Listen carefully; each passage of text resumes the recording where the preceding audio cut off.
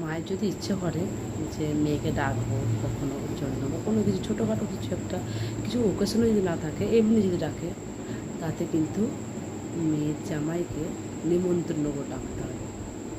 মেয়ের জামাইকে, ঠিক আছে?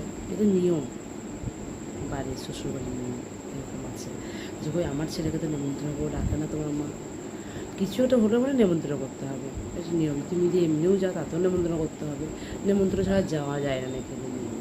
তাহলে আমি একটা ভাবি কথা, তার মেয়েকে যখন সে ডাকে, শাশুড়ির মেয়েকে যখন সে ডাকে, তখন কিন্তু ফোনে ফোনে ডাকে, সে একবার পর্যন্ত যায় না বাড়িতে, কিন্তু তার সঙ্গে কিন্তু তার জামাই চলে আসে। তাকে আমি দেখিনি কখনো পান কলা বা কোনো কিছু দিয়ে গলায় গামছা দিয়ে নিমন্ত্রণ করা, তাদের কোনো নিয়ম নেই। তাকে মেয়েকে ডাকতে হলে ফোনে ডাকা যাবে, তো কোনো আপত্তি হয় না।